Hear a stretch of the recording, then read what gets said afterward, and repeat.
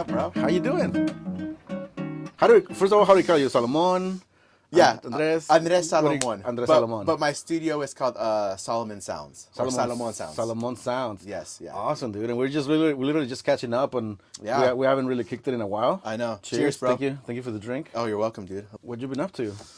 So I've been. We just moved into the space in January. Yeah, I love it. So I was in Chula Vista. I love it. Yeah. That's where I'm like pretty much raised Right. since I was young. But yeah, we just moved here in the space, and one of the reasons I wanted this space was because again can have my own studio space Your for own little clients, space. Yeah. for working on like stuff I do for social media, Right. and making music, making songs. Dude, I love it. And I met you through our friend Alex. Yes, I met you Hey, through shout out Alex. Yeah. And you were. We'll keep building into what you do because you do a lot. You're a musician though. Yes. And I met you on the stage of your band. Yeah. Yeah. And Major Minus. Major Yeah. Minus. So tell me that story of that band. Like, how was your involvement? Are you still in it? Are you guys still working? I know you guys just released. We just music. released. Yeah. So You were part of that, the last one. Yes, yeah. Nice. I helped me and Britt write everything pretty much Yeah. for that project, and we're not really doing a lot of stuff with that, but we're still we still keep it in our repertoire world. or things. Yeah, and like when everybody gets together, it's like everyone's all spread out. Like Omar's in NorCal, John Tally's in like Orange County area. Yeah. Me, Alex, and Britt are here, but we all got kids and stuff, so. So what if is we do all get together? Yeah. Of course, I think everyone's down to do something. Nice. So what is the goal overall like of a band like that? Is it just for you guys' creative to be released, or are you guys hoping to build it as an actual project? I think right now it's just kind of like it was like a project. Okay. And like when we get together, we can kind of revisit it, but it's kind of like leaving it kind of as it was, as something like fun. But I met Britt through playing at a church. Okay. Again, like I met you. It's like the church community. The churches cool. connect. Yeah, all the musicians are such a. You know what's funny? Little side note. Yeah. Like every time when I do a podcast, eventually people ask me, "Oh, do you have like a Christian like a church podcast?" I'm like, no. But a lot of people in my circles always relate back to the church somehow. Yeah, exactly. Yeah. Like, I feel like the church community, especially with the church musicians and creatives, it's so small. It's like small. everyone is like 1 degree from each other. You know what I mean? Right. It's like, everyone knows each other. Exactly. Like, hey, you go to this. Like, It's like, and you played at this church, you played at this church, and everyone's like, so. But I met Britt playing. I met Britt at his church, played with him, and at his church, Alex would come play sometimes. Omar would come play, and then that's how like the Major Minus formed out of that. That's tight, so it was like we were planning to do a worship night, and then that didn't end up happening. But Britt was like, "Hey, I still want to work on music." Yeah. So like me and him started working on music, and we brought Alex, Right. and then Omar, and then I brought my friend John Talley, and and then we did that for like that was 2014 when you started. So we did that for like 2 years. Nice. And then I moved, and then John also went up to LA.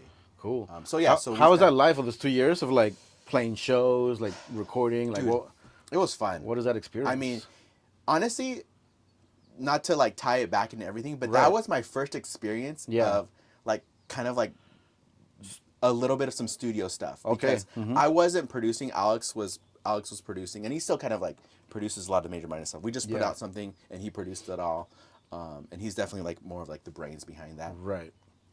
And I was just contributing with songwriting. But for that project, Britt was like, "Hey, like, can you make some tracks and like send them to me, and then I'll like put words and music and all the Britt goodness on it, the gooiness." Yeah. So I would make like little tracks on my Logic Pro DAW, and it was a cracked version that Britt got me, and I just just my MIDI and my little interface, and I'd make these little things, and then send them to Britt, and he would like send them back like a day or two later, like fully recorded, like not. I mean, recorded with the idea, with the melody, with the lyrics, everything, the hook, and then we would bring that to the band, to John, Omar, Alex, and we would work out a live arrangement of that. But we would play with the track, so there's always a little bit of that track in the background.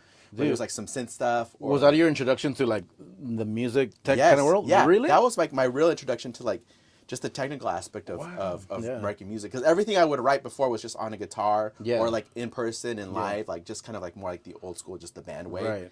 Right. But with that band was the first experience of me creating something digitally, Right. and then bringing it to the band and converting it to like a live experience. Dude, love it. And I mean, I was asking you a little bit earlier, and you mentioned it, like that was your first getting into producing things. Yeah, yeah. Right now, that's what you do.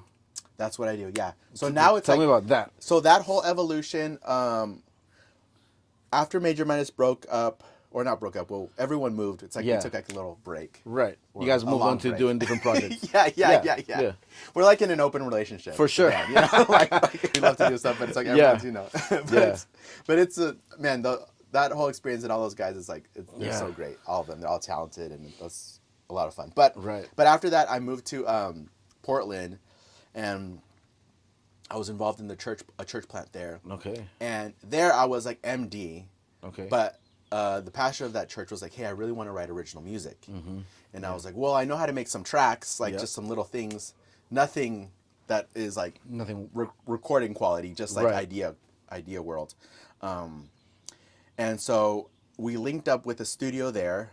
My buddy Troy, who owned a studio out in Newburgh, him and his intern Aiden became very vital in like me learning how to learn production. So like they had a studio out there, so we went to go record a song out there for like the church, for the church expression.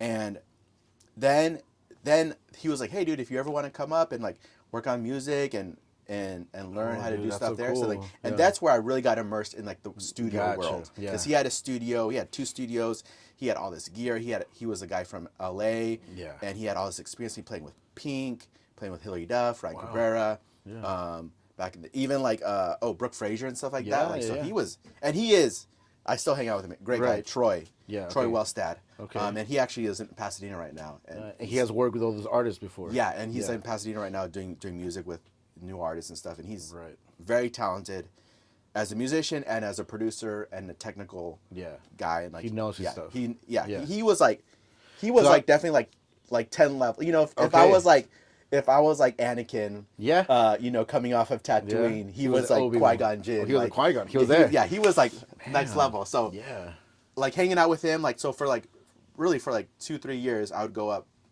every week and like, you know, go for a couple hours and learn how to record and watch what they're doing, do writing sessions. They did writing camps, record some of our stuff, and that's where I really learned how to like really produce. Dude, and that's so cool that he was open. Yeah, to so having open, like a new, like fresh blood, you know? Yeah, and his studio was like that. Like so many musicians and artists have come out of that little place because he's been just like, hey, come here, come learn. I'll teach you what I know. You can kind of intern and like, you know, and so that time in Portland, from the beginning of getting in that studio, to the time I left. How long ago was that? Like, so that was 5 years. For 5 years. So the pandemic hit 2 of those years. Oh, okay. So 3 of those years I was in the studio lurking, and the last year before the pandemic, I was fully in charge of like recording like the music for the you church. had already like evolved into I was skills. making the tracks, I was recording everything, and then we take it there and then just finalize it and do everything up to par. You know, it's like I would come up with like really great demos. You know, but I learned how to like record guitars and vocals and all that stuff, and go there, do like so. When we moved back, we had me and my wife had a little boy. My wife Dana, shout out Dana. Shout out to the moms. Yeah, exactly. The wives, The wife, she's great. And she also sang a lot on the stuff in Portland and stuff, so she sings too. Is that where you met her, in Portland? No, we actually met at San Diego Christian College. Okay, cool. Yeah. Back 2012. But yeah, so that was like, we went in Portland when we moved back because we had a little boy and we wanted to come back to San Diego, be back with family. That's when I was like, it was 2021. That's when I was like, I think I can do this on my own, fully like self-contained. Like, you know, like not relying on anyone else in like terms of like other studios. Get your gear. Yeah, I had my gear. I had enough gear. You know, I had, you know, the whole thing that you need to do, but then started working with a couple people through Zoom. And then when I moved, and then here, just like linking up with other people.